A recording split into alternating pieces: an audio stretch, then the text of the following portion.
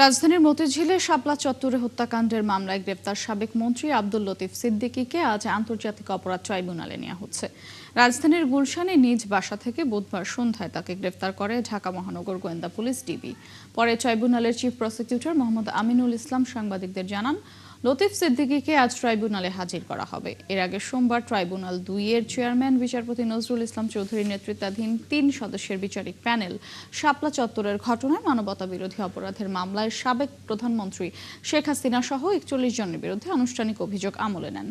একই আদেশে ট্রাইব্যুনাল মামলায় পলাতক ৩১ আসামির বিরুদ্ধে গ্রেফতারি পরোয়ানা জারি করেন। সাবেক মন্ত্রী আব্দুল লতিফ সিদ্দিকী এই ৩১ জন পলাতক আসামির একজন। এ নিয়ে সবশেষ খবর জানাতে আমাদের সাথে যুক্ত হচ্ছেন সহকর্মী নুরনবী সরকার। নুরনবী, আমরা জানতে পেরেছি লতিফ সিদ্দিকীকে কিছুক্ষণ আগে আদালতে আনা হয়েছে। এর পরবর্তী কি কি তথ্য আপনার কাছে রয়েছে জানাবেন।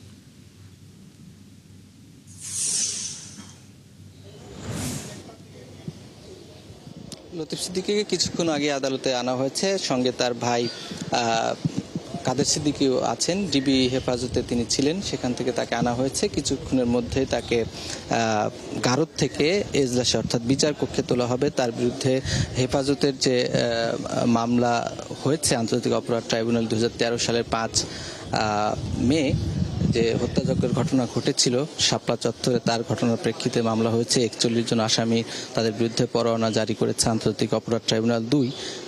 সেই পরোয়ানাভুক্ত আসামি তিনি। ডিবি তাকে কালকে গ্রেপ্তার করেছে, আজকে ট্রাইব্যুনালে এনেছে এবং কিছুক্ষণের মধ্যে তাকে বিচার কক্ষে তোলা হবে। বিচারকরা আসলে পরবর্তী সিদ্ধান্ত নেবেন। এরকম মামলার ক্ষেত্রে আমরা যেরকমটি দেখেছি, আসামিদের পক্ষ থেকে যথারীতি জামিন আবেদন থাকে এবং অন্যদিকে প্রসিকিউশন পক্ষ থেকে আবেদন থাকে তাকে গ্রেপ্তার দেখানোর, এবং তারপরে বিচারপতিরা এই আসামিকে হয়তোবা লতিফ সিদ্দিকীকে কারাগারে পাঠানোর নির্দেশ দিবেন এবং কারাগারে পাঠানোর নির্দেশ দেওয়ার পরে এই স্বাভাবিকভাবেই এই মামলাগুলোতে জামিন দেওয়ার নজির খুবই কম এবং তার লতিফ সিদ্দিকীর বিরুদ্ধে অন্য যে আসামিগুলো রয়েছে তাদের যারা পলাতক আছে তাদের পলাতক দেখিয়ে বিচার হবে এবং যারা আটক আছেন বা গ্রেপ্তার আছেন তাদেরকে গ্রেপ্তার দেখিয়ে বিচার হবে। তো তাকে আসলে হেফাজতের এই মামলাটিতে যেভাবে অভিযুক্ত করা হয়েছে, যখন ঘটনা ঘটে তখন লতিফ সিদ্দিকী তৎকালীন আওয়ামী লীগ সরকারের বস্ত্র এবং পাট মন্ত্রী ছিলেন। তো সরকারের পক্ষ থেকে একাধিক মিটিং হয়েছিল হেফাজতের এই ঘটনায় কিভাবে আসলে প্রতিহত, দমন অথবা তাদেরকে এখান থেকে সরিয়ে দেওয়া যাবে। তো সেখানে নুরনবী, আপনি থাকবেন সেখানে, আপনি খোঁজ খবর রাখতে থাকবেন। আপনার কাছে পরবর্তীতে অবশ্যই আবারও আপডেট জানতে আমরা যুক্ত হব।